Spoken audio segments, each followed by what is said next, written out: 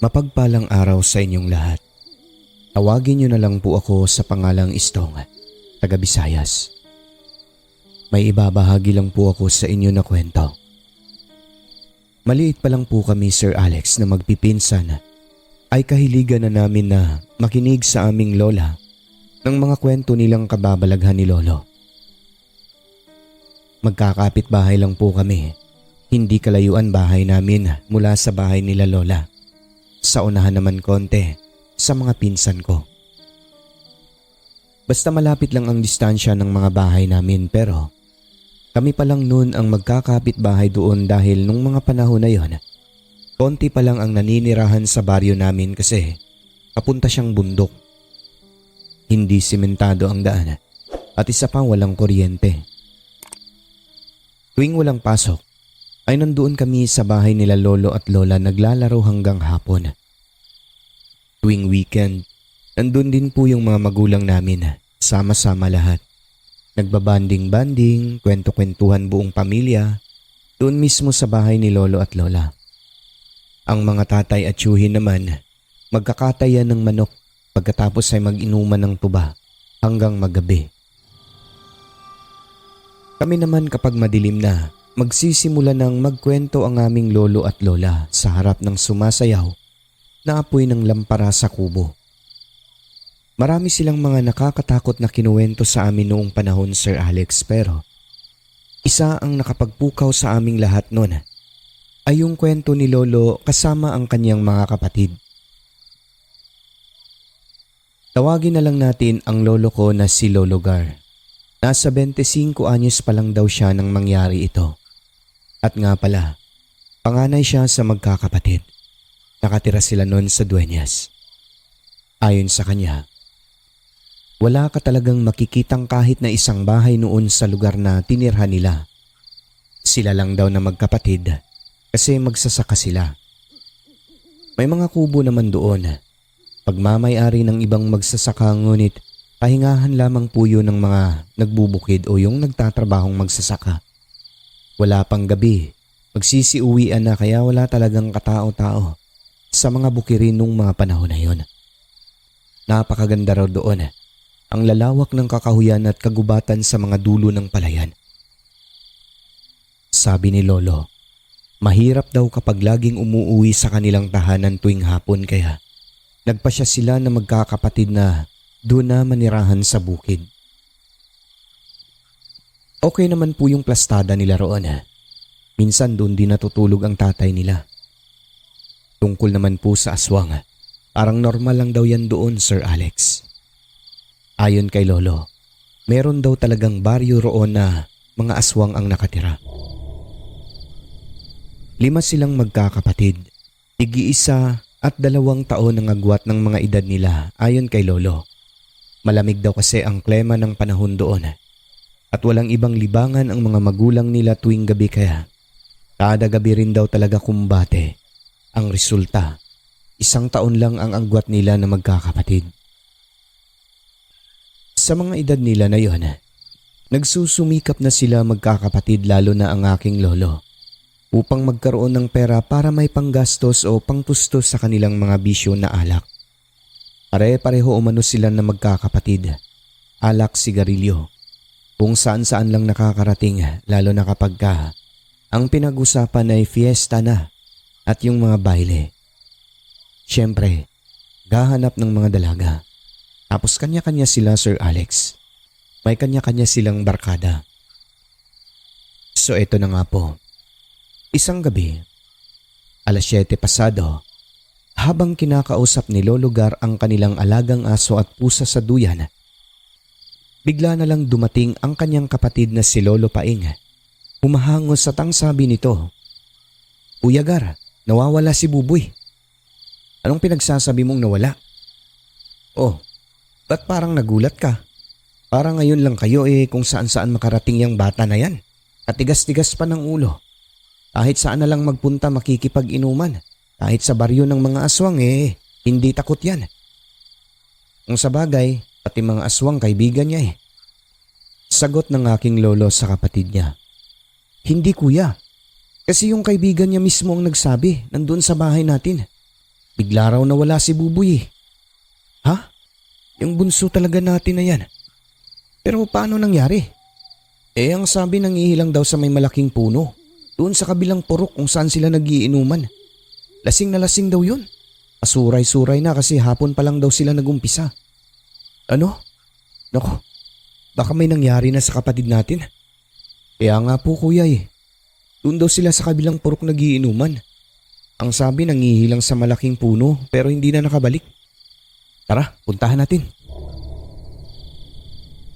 Agad na tinungo nila Lolo ang kanilang bunsong kapatid na si Boboy. Sa kanila Sir Alex, ito yung pinakalasinggero at matigas ang ulo. Sinukbit na ni Lolo Gar ang kanyang karit na ginagamit nila sa bukid. Sobrang talas nun, pangputol ng mga damo at yung palay. Dali-dali silang umuwi sa kanilang bahay at pagdating doon, nandoon na yung ilang kapitbahay nila kasama si Mang Arturo. Itong tao pala na ito, ayon kay Lolo, tuwing Semana Santa ay naglalaho. Isa siyang antingero, may alam ito sa mga buhay na salita at iba pang karunungang espiritual. Magaling naman siya, nakakagaling ng mga sakit. Agad nila itong pinuntahan dahil sabi nung kaibigan ni Boboy ay parang hindi umano normal ang pagkawala ng kanilang kaibigan. Pero bago yon, dumaan muna si Mang Arturo sa kanilang bahay at kinuha niya ang kanyang latigo na gawa sa buntot pagi. May suot siya na anting-anting nun sa kanyang katawan at mga medalyon na pamprotekta sa kanya. Kasama niya rin ang isang bata-bata kung tawagin sa amin. Nag-aaral pa lang ito ng mga buhay na salita, tinuturuan ni Mang Arturo. Dumiretso na sila Sir Alex sa malaking puno kung saan nangihi si Buboy. May nakita silang bakas ng dugo sa lupa at parang may kalkal din na sanhi ng matutulis na kuko. Aswang ito, ani Mang Arturo. Sagot naman ng kanyang alalay, oo, nararamdaman ko rin. Gamit ang flashlight, inilawan nila ang ibabaw ng malaking puno. Meron silang nakita na mga likido sa mismong katawan ng puno na yon. Parang doon daw dumapo ang isang nilalang. Sabi pa ni Mang Arturo, manananggal ito. Baka tinangay na niya si Buboy. Tara, tunguhin natin sa kakahuyan. Wag na wag tayong maghiwalay ha. Nararamdaman kong parang nasa malalim na bahagi si Buboy. Agad nilang tinungo ang gubat Sir Alex. Kanya-kanya sila ng patalim nun. Gaya ng itak, karit, buntot pagi at kung ano-ano pa. Pagdating nila sa gitna ng gubat ay wala po silang natagpuan. Dumiretso pa sila hanggang makarating sa bahagi na kung saan ay puro kogo na nadamo na nagsisitaasan. Maliwanag ang buwan ng gabi na yon. Walang kaulap-ulap kaya naman kahit papano'y kita nila ang paligid. At habang binabaybay nila ang masukal na bahagi na yon, maya-maya pa, bigla silang napayuko lahat Sir Alex. Dahil ayon kay Lolo, may dumaan sa ibabaw na napakalaking itim na nilalang. Natakpan talaga ang liwanag ng buwan na para umanong eroplano na dumaan. Ano yun? Ang laki ah! Sabi pa nila Lolo. Alerto kayo, ang kwintas ko mainit. Hindi ibon yun, aswang. Sumagot naman yung alalay ni Mang Arturo. Nararamdaman ko, siya ang dumagit kay Buboy. Ang ginawa nila ay payuko silang lahat habang patuloy ang usad. Nang makarating sa ikalawang bahagi ng kakahuyan, may nakita si Mang Arturo na hindi nakikita ng iba. Ang sabi niya, manananggal nga. Ayun siya nakapatong lang sa dahon. Saan? Tanong ni Lolo at nung alalay nito. Wala kaming nakikita ah. Gusto niyong makita? Hali kayo, lumapit kayo sa akin.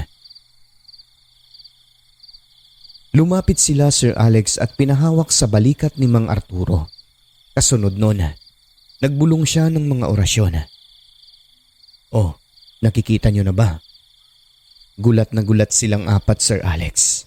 Hala, Oo, meron nga.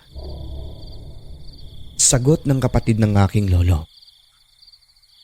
Ayon sa kanya, Sir Alex, nakapatong lang daw ang manananggal sa isang dahon ng puno ng akasya habang kinakampay pa nito ang kanyang mga pakpak.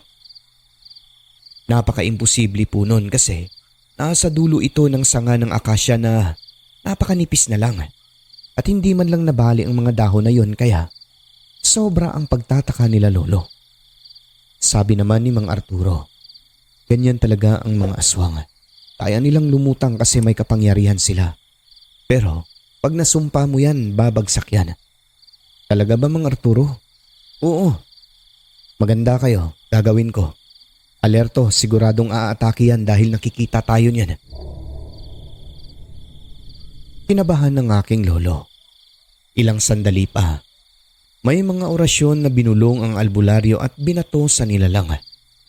Sunod na nangyari.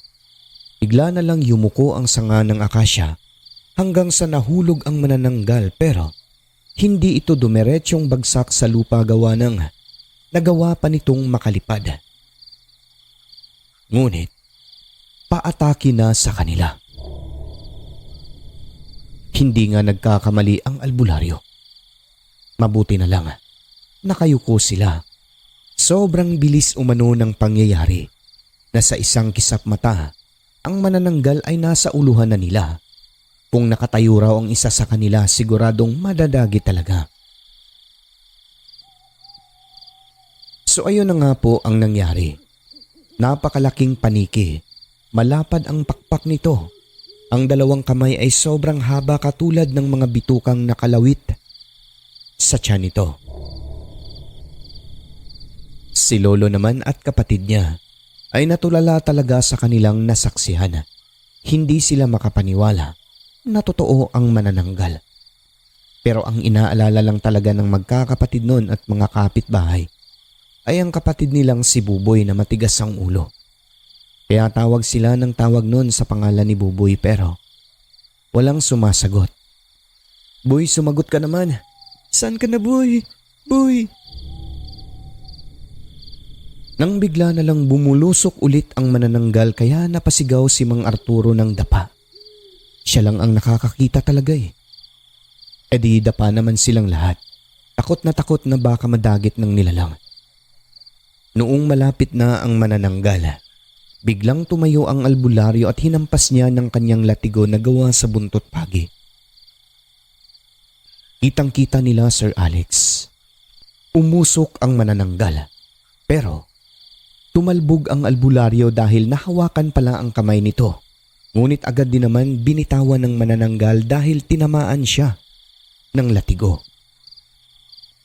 Sinundan pa ng mga banal na salita, mga orasyon at tigalpo kung kaya nakakatakot na hiyaw umano ang kanilang narinig.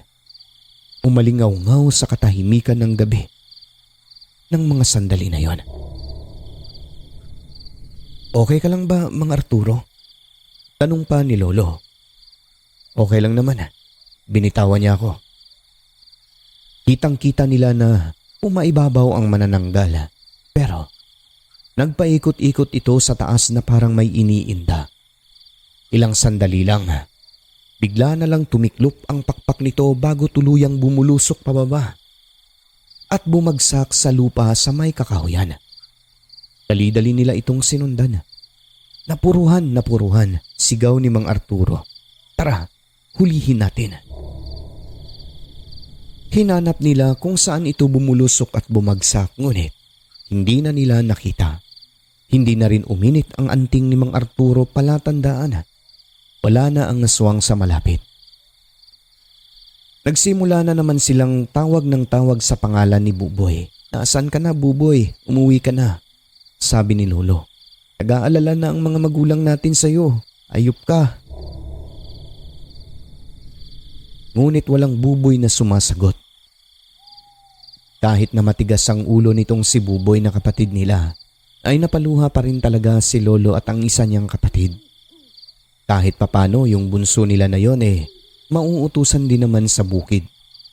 Mas lalo silang napahagulgol nun nang sabihin ng kasama ni Mang Arturo na Nag-aaral pa lang ng mga karunungang espiritual noon. Bakit kasi naginuman sa bahay na yun? Alam nilang lahi ng aswang eh. Sabi niya, at nga pala, Loloy ang pangalan nito. Nagtaka naman si Mang Arturo sa sinabi ni Loloy. Uy Loy, paano mo naman nalaman na lahing aswang yan dyan? Paryente nyo yan eh. Wala namang aswang dito sa atin. Doon sa karatig lugar meron, isang purok ang mga aswang doon. Ay oo nga pala no, paryente pala namin yan. Pero malayo na kami. Baka pumunta yung aswang dyan kaya dinagit si Buboy. Mga sagot ni Loloy na walang kasiguraduhan. Dagdag pa niya kay Mang Arturo, alam daw niya kasi magiging albularyo na rin siya sa lalong madaling panahon. Albularyo halos iiyak ka na kanina eh. Hindi naman. Nagtago lang syempre, madagi tayo ng manananggal, mahirap na. Sagot niya kay Mang Arturo. Nararamdaman daw niya ang kaluluwa ni Buboy ng mga sandali na yun na umiiyak. Humihingi umano ito ng tulong dahil nilantakan na daw ng mga aswang sa hindi matukoy na lugar ang kanyang katawan. Kaya ang lolo ko noon, umiyak talaga Sir Alex. Sige lang, bukas na bukas ipagpatuloy natin ang paghahanap. Pangako ibabalik namin sa inyo ang buto niya. Sabi pa ni Loloy kay Lolo at sa kapatid nito. Nang dahil doon Sir Alex, ay umuwi na lamang sila na dala ang bigat ng kalooban, lungkot at pagkahabag sa sinapit ng kapatid ni Lolo. Nilantakan na daw kasi ng aswang sabi ni Loloy. Siguradong buto na lang daw ang matitira. Pero pagdating sa bahay Sir Alex, talagang nakatikim yung kasama ni Arturo na si Loloy ng mga matamis na sampal at suntok. Paano ba naman kasi Sir Alex? Ganito po ang nangyari. Pagdating nila Lolo sa bahay na umiiyak pa, grabe ang luha nila. Takang-taka na lamang sila nandoon si Buboy, kausap ng tatay at nanay nila. Hinawakan pa ni Lolo ang balikat nito kasi akala niya ay kaluluwa na lang. Halos mamatay sila sa takot sa pagsalakay ng manananggal. Nandoon lang pala sa bahay nila ang kanilang hinahanap na si Raulong kapatid. Di tinanong nila si Buboy kung ano ang nangyari sa kanya. Dito na siya nagkwento. Naghalo na umano yung amoy niya noon kahit na nakaligo na. Nakalunok daw siya sir at nakakain ng marami, mabuti na lang. At medyo tuyo ang loob kasi tag-init ng mga panahon na yon. Ganito raw po ang nangyari. Ayon sa kanya, sinakal daw siya ng tiyahin ng kanyang kasintahan. Sobrang lakas daw nito at wala siyang nagawa.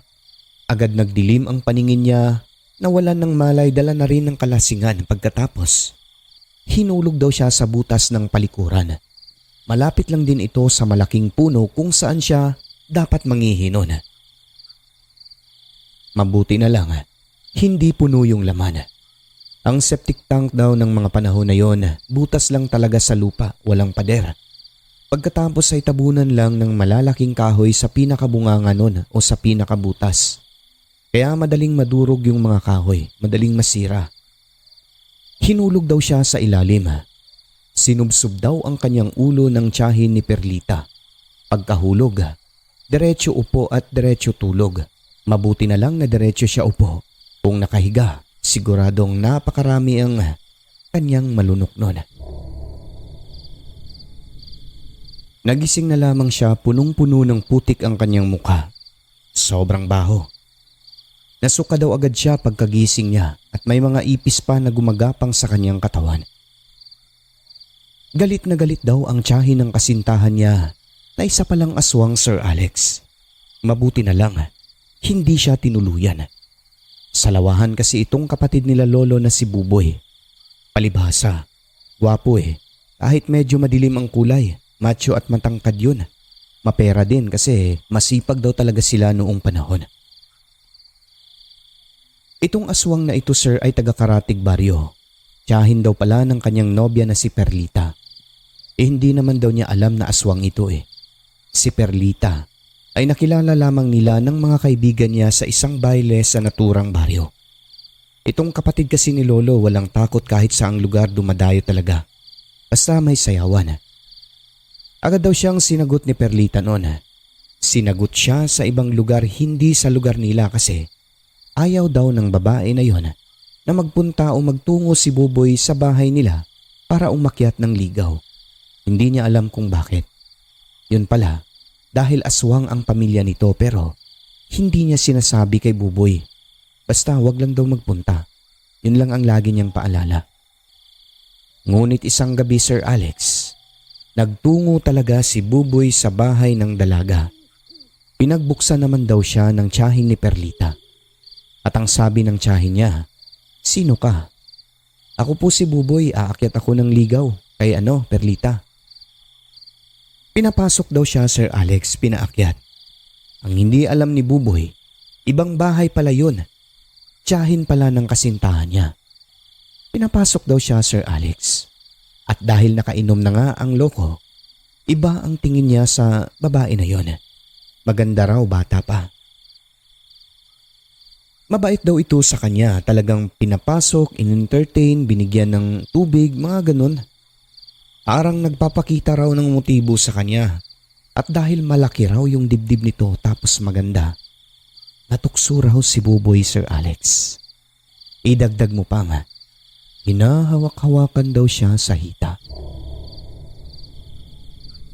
Dahil lalaking gawa, so Sir Alex hindi nakapigil.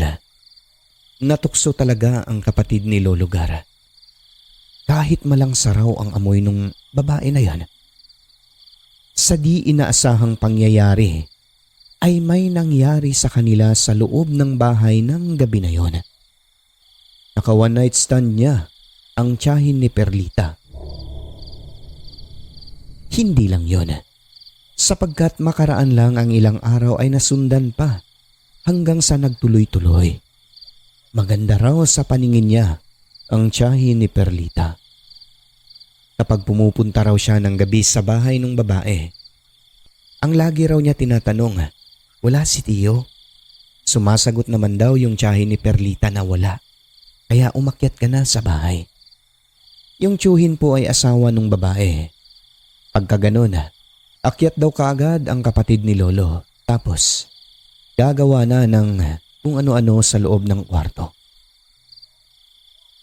Ang lagi umano sinasabi ng babae na yon, wag na wag silang magkita sa araw kasi baka mabuking daw sila. Ibang booking pala.